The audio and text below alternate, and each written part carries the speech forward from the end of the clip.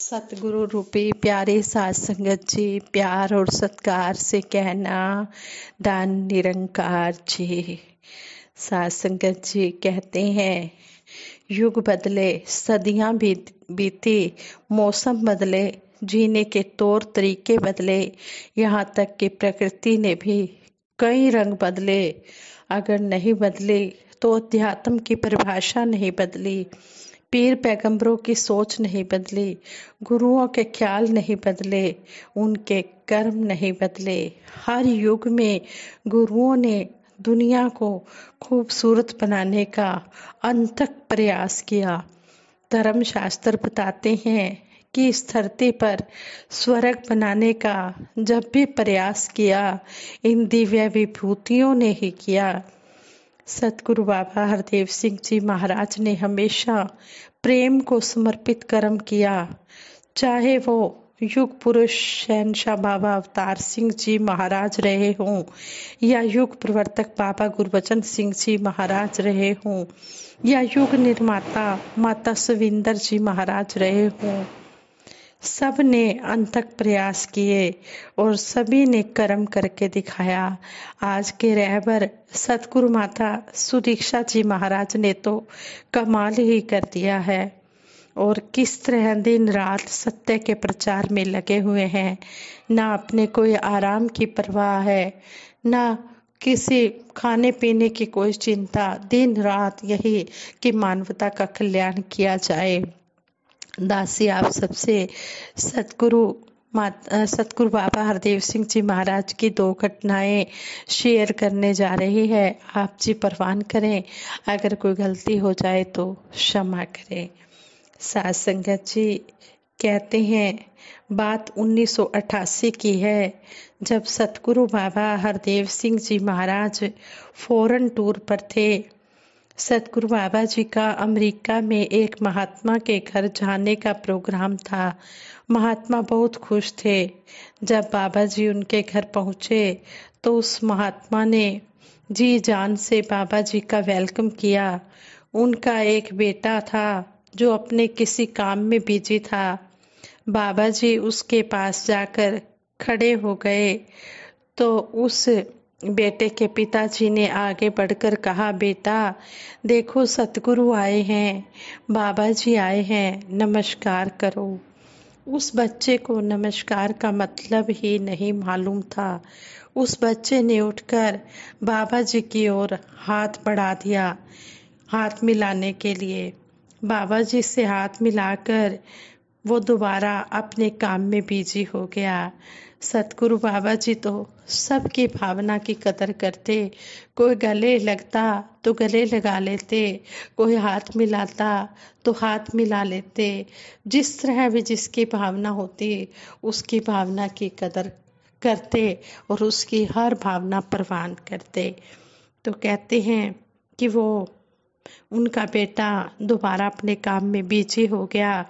इस सिचुएशन को देखते हुए सतगुरु बाबा जी ने बाद में साथ संगत में कहा कि आप अपने बच्चों को सत्संग में लाया करो, उन्हें हिंदी लैंग्वेज और हिंदुस्तानी तौर तरीके सिखाया करो, अपनी सभ्यता संस्कृति से उन्हें अवगत कराया करो, उन्हें ब्रह्म ज्ञान दिलाकर गुरुमत की मर्यादा सिखाया करो। उसके बाद सतगुरु बाबा जी का ऐसा ही आदेश रहा कि संपूर्ण अवतार बाणी हिंदी पंजाबी के शब्दों को आध्यात्मिक संगीत को पूरी तरह से प्योरिटी दी जाए ताकि बच्चे भी अपने देश की संस्कृति को समझकर सबसे प्यार कर सकें।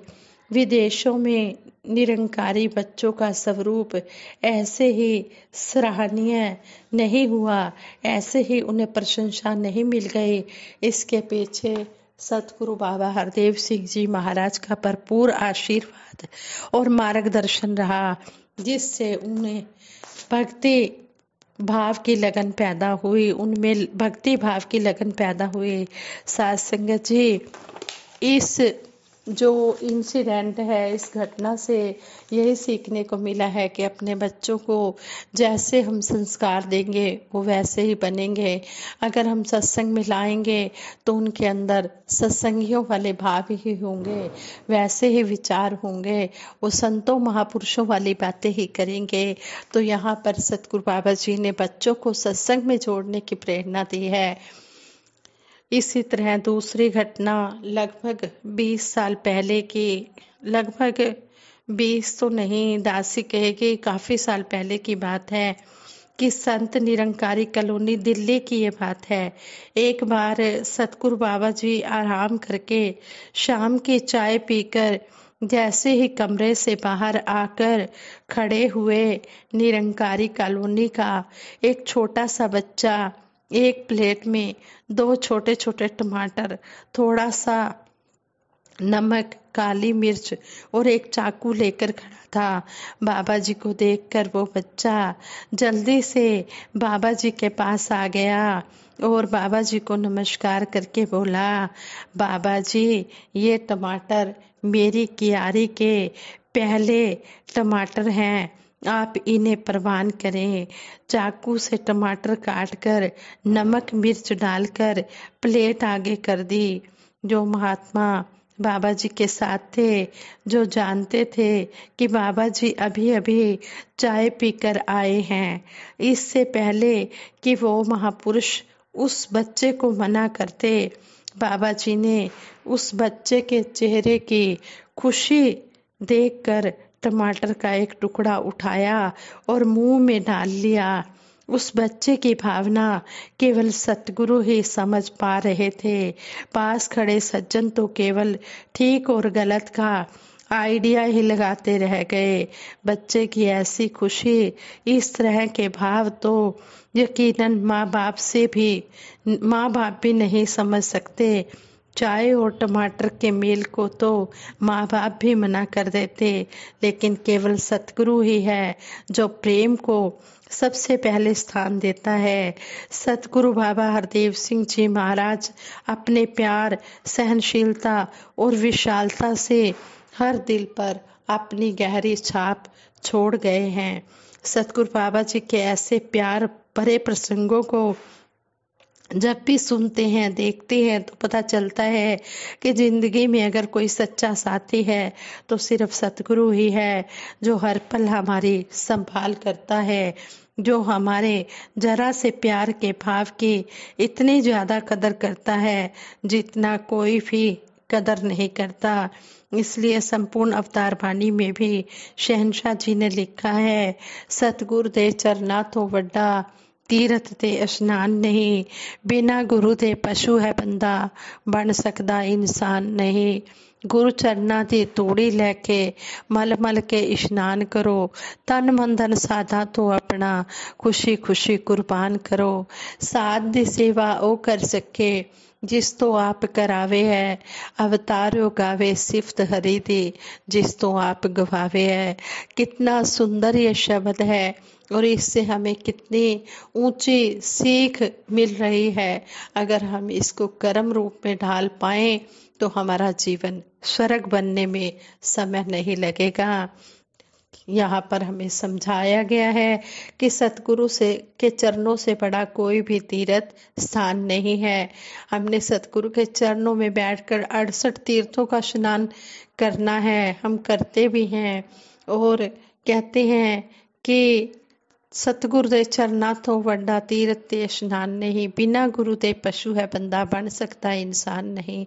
जब तक सतगुरु की शरण में इंसान नहीं आता तब तक वह इंसानों वाली भाषा नहीं बोल सकता। इस तरह कहा है कि तन मन धन साधा तो अपना खुशी खुशी कुर्बान करो, कि हमने अपना तन मन धन सब सतगुरु के ऊपर कुर्बान कर देना है। पहले प्रण में हमने ये दे दिया है तो हमने इसका ही समझकर इसको उपयोग करना है।